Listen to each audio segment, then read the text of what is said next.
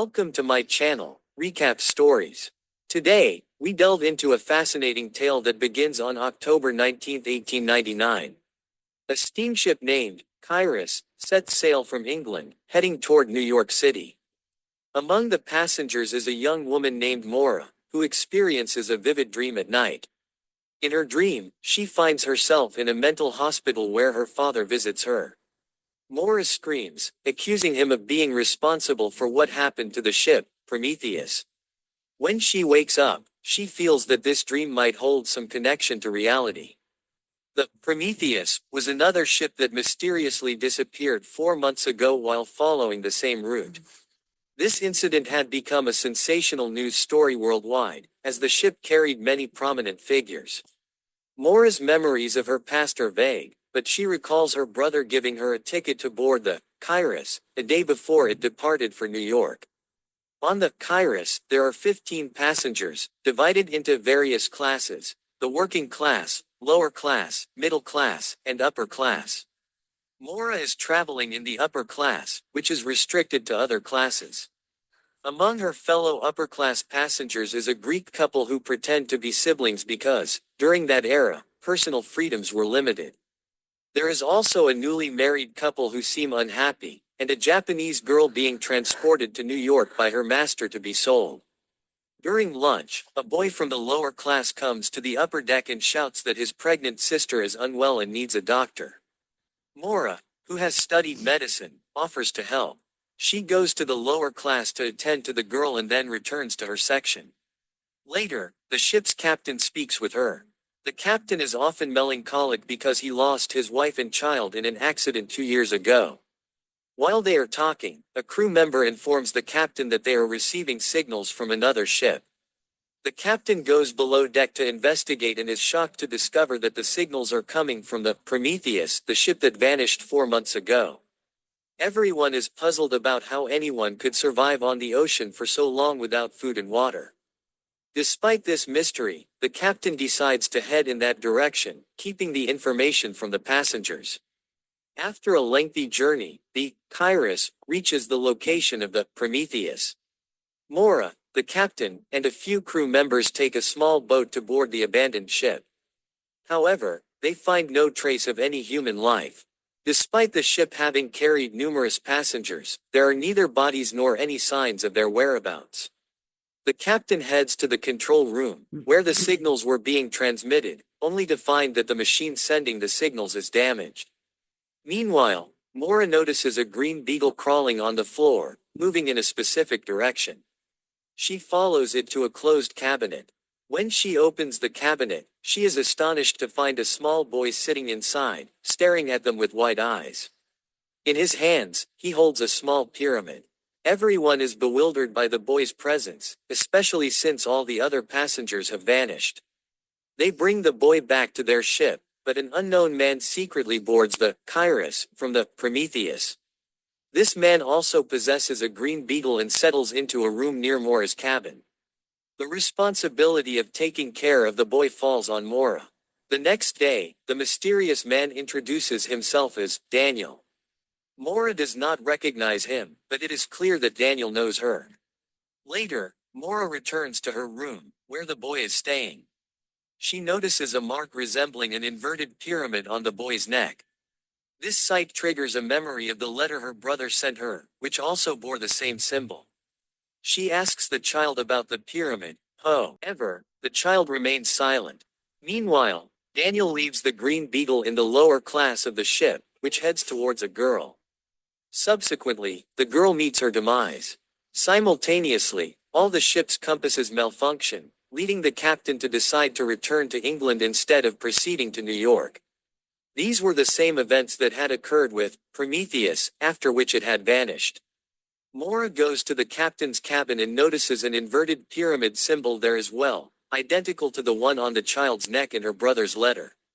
The captain and Maura deduce that something is amiss.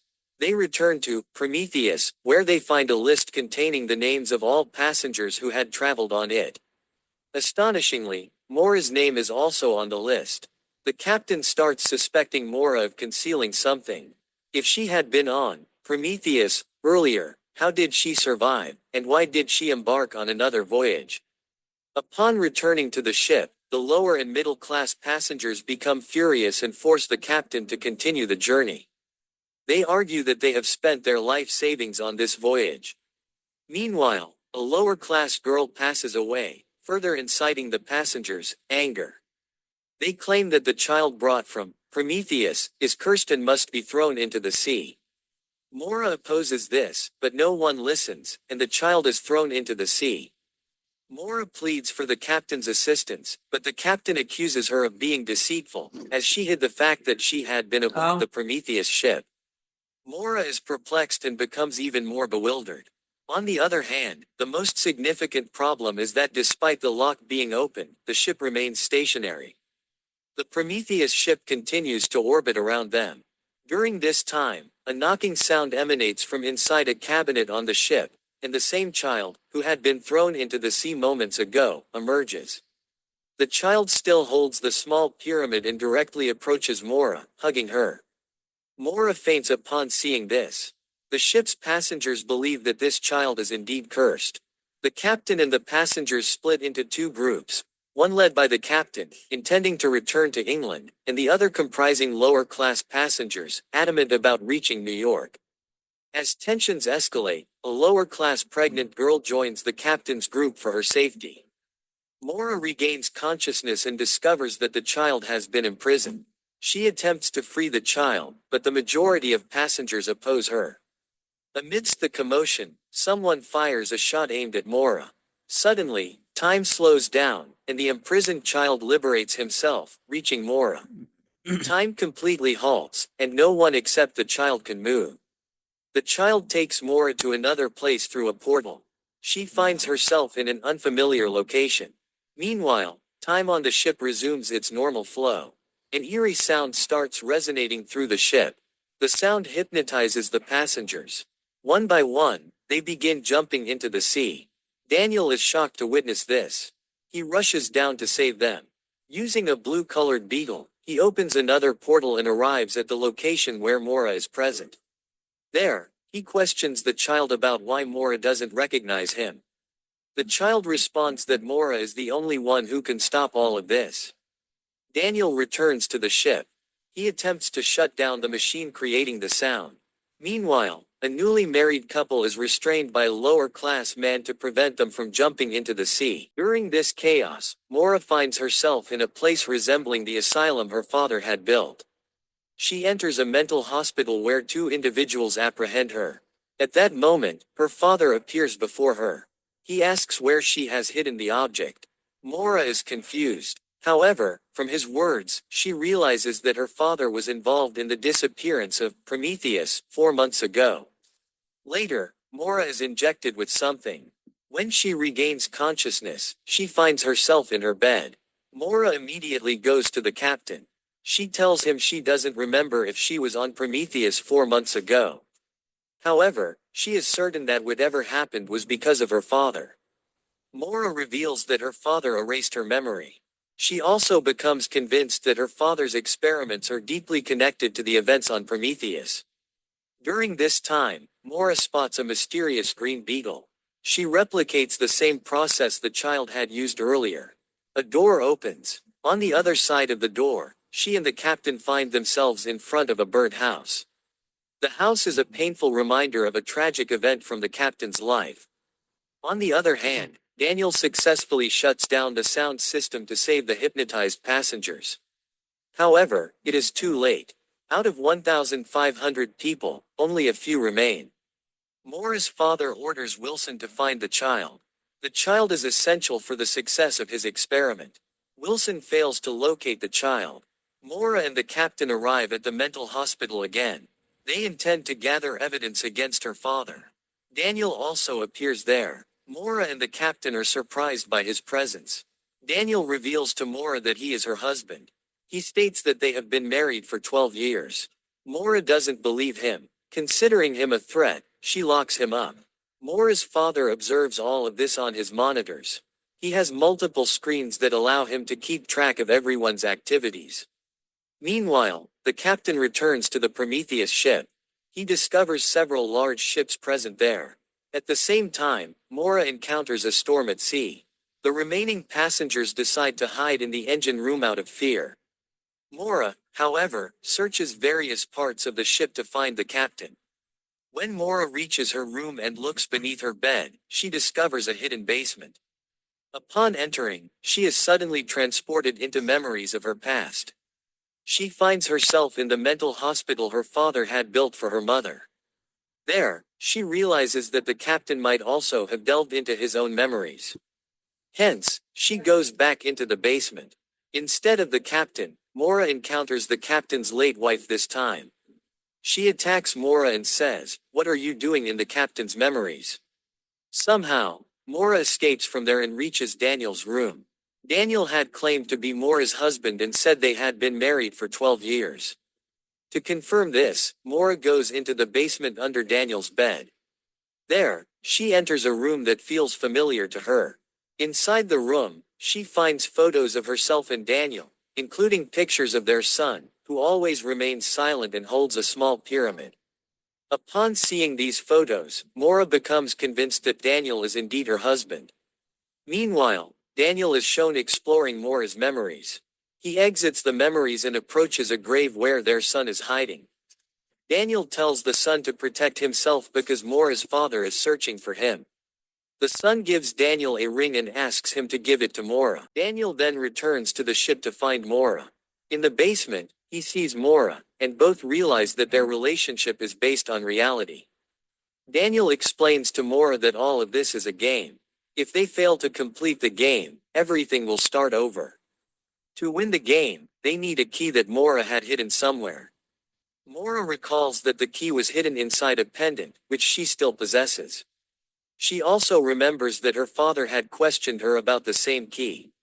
Maura's father is shown monitoring everything on his screens. One of his men brings Maura's son to him. Maura's father opens the pyramid, which contains a slot for a key. He announces that the key must be brought to him quickly, or he will harm Maura's son. On the other hand, Maura and the captain are shown trapped in a sea storm. When the storm subsides, they arrive at a vast area filled with numerous ships. Here, Maura begins to recall her past memories, which include her son and a green beetle. Maura tells him that if he wants to free the beetle, he must release it himself. Finally, Maura's son is shown with her father. Her father tells him that they are all trapped here because of Maura. He takes him to a room containing 2 injections, one white and one black. The black injection erases memories, while the white injection restores old memories. Maura's grandfather injects the white serum into her son, bringing back his memories. In his recollections, he sees that he had suffered from a terrible illness. Maura had a special affection for animals and wanted to leave the real world to create a realm where everything felt imaginary yet real enough to be believed. This was why she had built a virtual world, where the deception of the mind appeared to be reality. People who were unhappy in their real lives chose to enter this imaginary world. Daniel, Maura's husband, was against her actions. However, Maura convinced him that by doing this, they could always be with their family. In this imaginary world, everyone was aboard a simulated ship, but their bodies existed elsewhere, and their minds were trapped in this artificial world. Daniel hacked the system of this virtual world, causing the simulation to start breaking down. A mysterious black smoke began spreading across the ship, creating havoc. All the people were brought back to the ship through their memories. Maura was captured by her father, who demanded the key. Maura handed him the key, but when he tried to use it, it didn't work because Daniel had already hacked the simulation and rendered the key ineffective. Maura was taken to a separate location where Daniel revealed the truth to her. He told her that her brother controlled this virtual world and had trapped everyone here. Daniel gave Maura a special pyramid connected to their son. When Maura inserted the key into the pyramid, she woke up in the real world. She found herself aboard a massive spaceship named Prometheus. This spaceship was filled with all the people who had been trapped in the imaginary world. In the end, Maura received a message from her brother: "Welcome to the real world." Maura had initially created this imaginary world for her son, but now she and the others were trapped in it. The story ends with hope that Maura will bring everyone back to reality. We hope you enjoyed this story. Please share your thoughts in the comments below. Also, we request you to help our channel reach 10,000 subscribers soon. If you like this video, don't forget to like it and subscribe to our channel. Thank you for your kind feedback. See you in the next video.